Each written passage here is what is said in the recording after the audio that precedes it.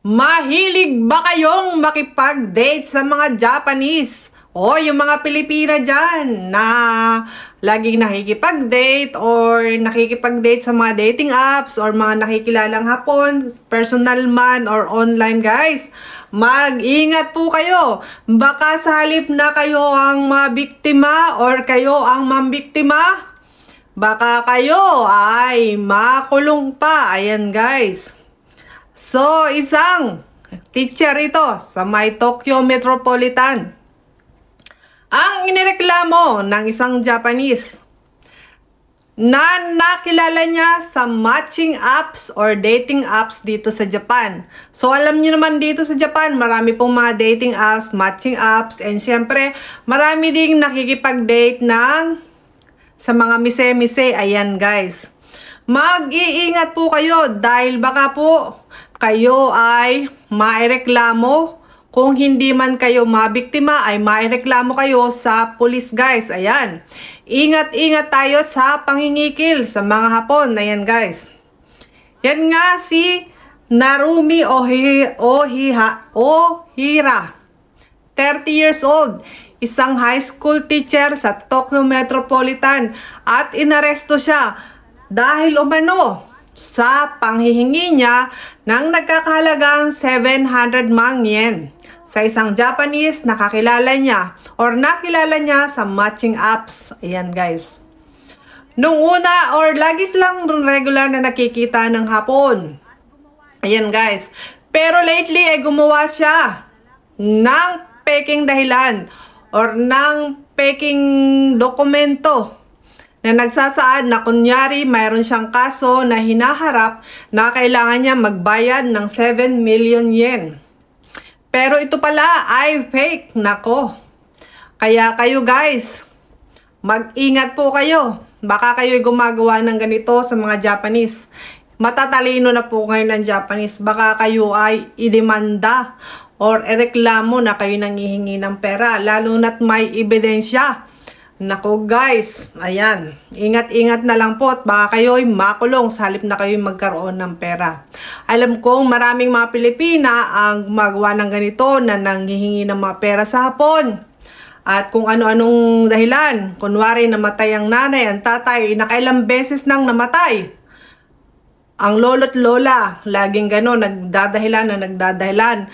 Lalong-lalo na sa mga customer nilang Hapon. Ayan guys. Wag na po kayong masyadong mangikil. Kung kusa po kayong bigyan, okay lang po. Pero wag po kayong mangingikil masyado at talaga. Ngayon guys, alam nyo na, mahihirap na din ang mga Hapon ay baka kayo pa ang pagkaperahan ng Hapon. Sabi ko nga sa inyo at matatalino na din sila. Yan guys.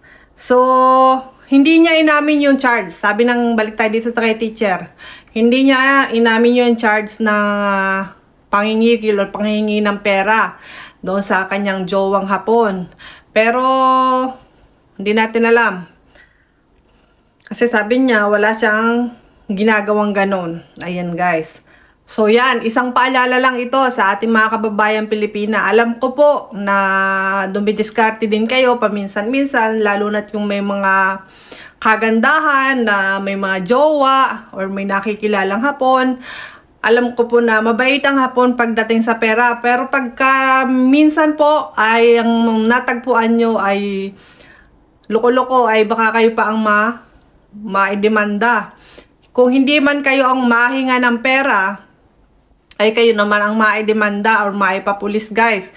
Kaya isang ingat-ingat na lang po at pa-share na rin din ito sa ating mga kababayan. Lalong-lalo na sa mga gumagamit ng dating apps. Napakadelikado po ng dating apps or matching apps. Maaari po kayong makikilan dito ng pera. Kung hindi man sa pera, pag-iinvesin kayo ng kung ano-anong mga gagawin sa inyo, paiikutin kayo para mag-invest kayo ng pera. Ayan guys. At minsan nga guys, ay maraming naghihirap ding mga Pilipina dito sa matching apps. Dahil naniniwala sila na iniibig sila ng mga foreigner, ng mga Hapon. Nakala nila ay okanimochi. Marami po akong nakilalang ganito, istorya.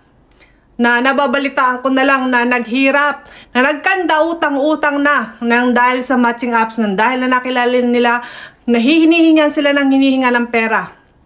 Hinihinga ng Pilipina ng pera. Sabi ko nga sa inyo, kung hindi man kayo ang mambiktima, kayo ang mabibiktima. At meron pa nga yan, may papapulis pa. Ayan guys. Kaya ingat na lang po, wag na po kayong makipag-date sa mga Japanese or kahit kanino man dito sa Japan. Wag na po kayong makipag-date.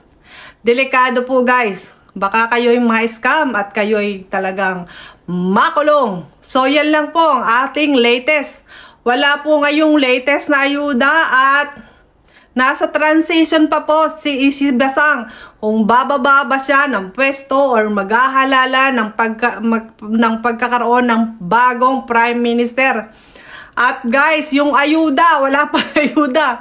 Pagtataas na naman ang mga kape. Ayan guys. At sa susunod ko sasabihin sa inyo kasi di ba nagkaroon tayo ng mga subsidy sa kuryente, sa tubig, sa gas.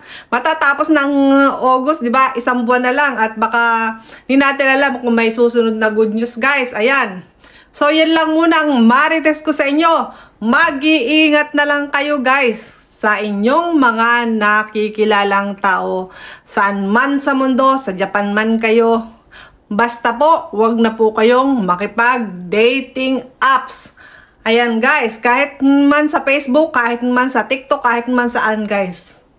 Hanggat hindi nyo nakikilala ang tao ng personal, wag kayong magtitiwala. So, yan guys.